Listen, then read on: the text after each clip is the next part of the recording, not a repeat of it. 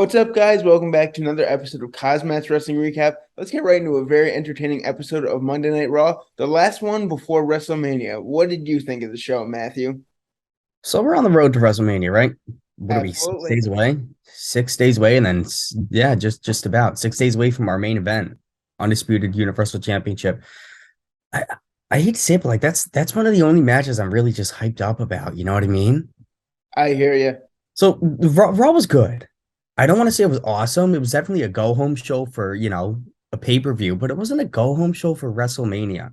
But you know what? There's only so many stops they can pull, especially on the road to WrestleMania, just a few days out. I mean, they have so much they're planning for. I totally get it. It's not like they're going to be able to put on banger after banger after banger, but the show was good nonetheless. And I think the way they opened it was actually it was interesting. So Miz TV, of course, with Becky Lynch being accompanied by, of course, well, the women's champion, Lita, half a women's champion, Lita, and of course, Stratus as they take on Damage Control. Damage Control comes out, basically just bantering back and forth. But with the Miz there, it just made it so much better. They were kind of throwing jabs at each other, Becky and Miz, and it actually put some heat on Damage Control. So Becky Lynch is kind of spitting facts against Bayley and Damage Control before Becky Lynch and Io Sky have a scheduled matchup.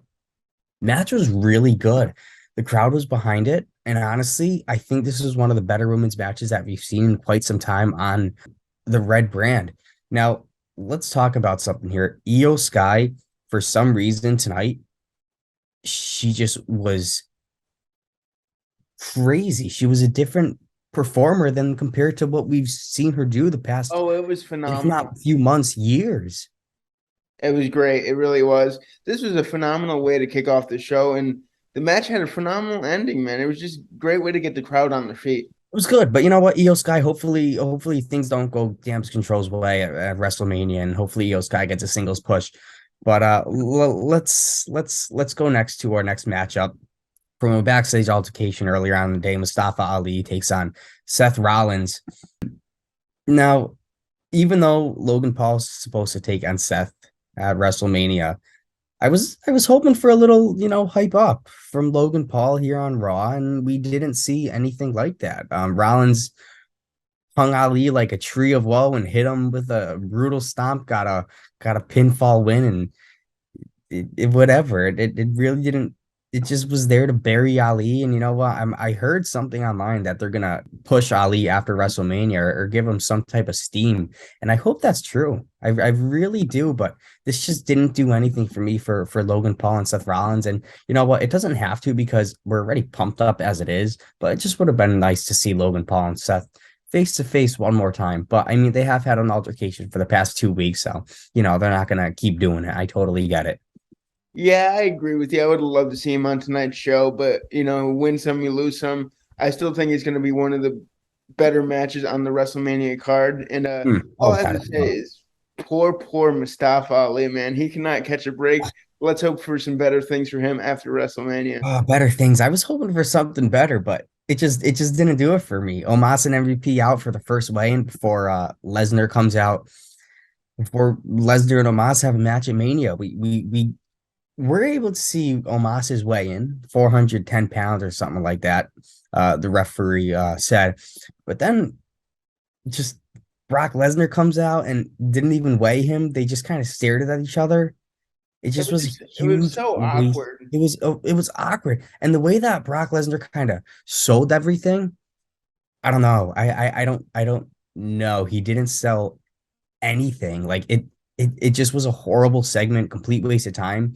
Like I wish we got a backstage altercation instead. Like it did nothing for me. If anything, it made it less hype. But you know what? I am still excited for the match because we're curious. We don't know what's going to happen. It's unpredictable. We're curious to see what Omos has up his sleeve, how these two are going to battle it out. It's going to be interesting. So moving forward a little more light, I guess you could say. Montez Ford, Angelo Dawkins, Street Profits, along with Strowman and Ricochet taking on Eric Ivar, Otis, and Chad Gable in an 8-man tag team match. It A was a good WrestleMania match. preview. It was. It really was, especially I think coming up WrestleMania. I think Saturday they're having the tag team bout, Tournament there, the yeah. tournament there. So it's gonna be interesting. You know what? I don't know who I want to win, but if somebody's deserving of it, it's either the Street Profits or it's the Viking Raiders. But you know what? all tag teams deserve a win. But nonetheless, this match was good.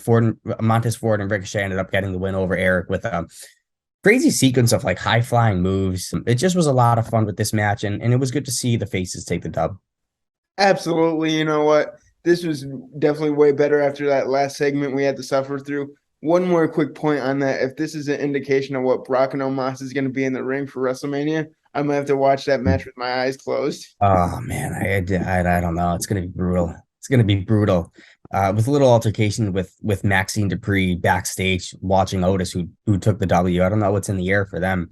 So whatever. I don't really care too much about that. So of course, with Carmella out with an injury and Piper Niven nothing wanted to do with her, Chelsea Green found herself a tag team partner, and it was a Sonya Deville as they take on Mia Yim and Candice LeRae. Distraction from Sonya Deville. Chelsea Green hit Mia Yim with unprettier, I guess her finisher is called. I didn't even know about this for the pin. So they're going to be the fourth team in the showcase WrestleMania for the women's tournament.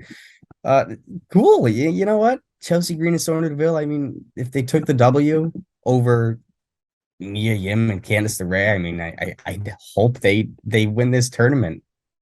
I really hope this gives Chelsea Green some spotlight on a big stage like WrestleMania, because we all remember her Royal Rumble return. Would she last all of 25, 30 seconds? So hopefully she can show out in that match and really show what she could do on the main roster.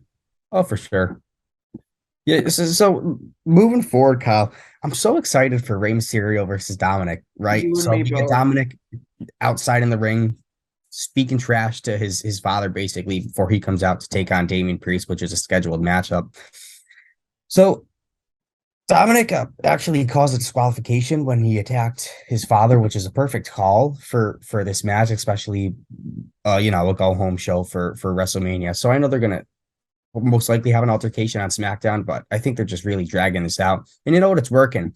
Like, Auto del Fantasma came out, making the save, drove Dominic and Priest out of the ring. Match was good, but the father-son type of drama, it just sold everything. I'm just excited for it. And I think this is one of the better buildups of a feud that we've been seeing thus far, besides the Bloodline storyline towards WrestleMania. Absolutely. You know what? If this is Ray's last match, his retirement match, what a way to go out with his son. They've been building this thing excellent, and I cannot wait to see this match at WrestleMania. I think it's just one of the better builds, to be honest with you. Like the Charlotte Rhea Ripley, I'm just not feeling it. But you know what? I know that match is going to kick ass, and we don't need much of storyline. We just need to see them two in the ring. And speaking of them two in the ring, let's add another person. So it's Gunther versus Dolph Ziggler before Gunther takes on Drew McIntyre and Sheamus for the Intercontinental Championship triple threat match. Now, Gunther on Raw, this was very interesting, especially him taking on Dolph Ziggler. I was hoping for a banger, and you know what? We got a few chops from Gunther to Ziggler, and Ziggler he just sold everything so good.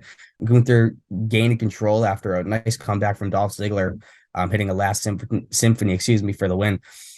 I don't know. The crowd just was not feeling this match. The crowd was just quiet. But I'm hoping at WrestleMania, Gunther gets a huge applaud. I really do, because this guy's main event caliber. Oh, he deserves it. I see big things for him coming at WrestleMania, and especially after WrestleMania. He's going to be a main event star before you know it, going after that world championship. And you know what? I really think he's going to steal the show at WrestleMania. I think so. Now, I was hoping for a steal the show type of main event, and honestly, it's not that we haven't gotten anything when it comes to Cody Rhodes, who takes on Solo Sikoa. Now, I'm not saying this was bad.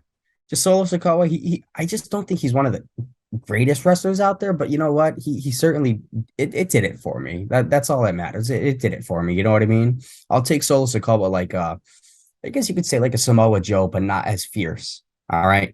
So battling these two men, I mean, they inflicted a lot of damage on each other.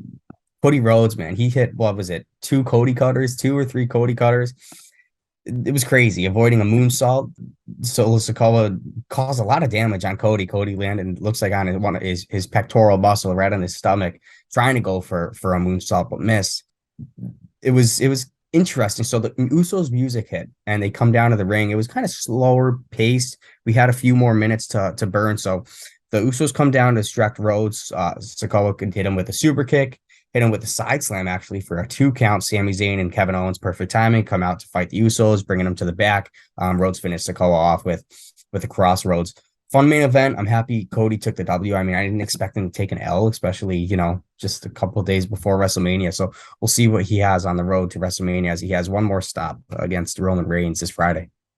I guess you could say the roads to WrestleMania. You see what I did there? Roads to WrestleMania. Yeah, I see. I got you. But you know what? He was certainly warming up that finisher and the signature to take on Roman. That's for sure. The Cody Cutter was just absolutely dynamite tonight. And it really got me hyped up for the Roman and Cody match. And I think we might have a new champion finally after WrestleMania. Hate to say it, but I think we will too. I think we will too. I'm pumped up, man. I'm really pumped for WrestleMania. Me too, man. Let us know what you guys thought about the Go Home show for Monday Night Raw before WrestleMania. Always like, comment, subscribe, and we will see you Saturday with a SmackDown recap. Until then, peace out. Peace. This has been KozMatt. Thanks for watching.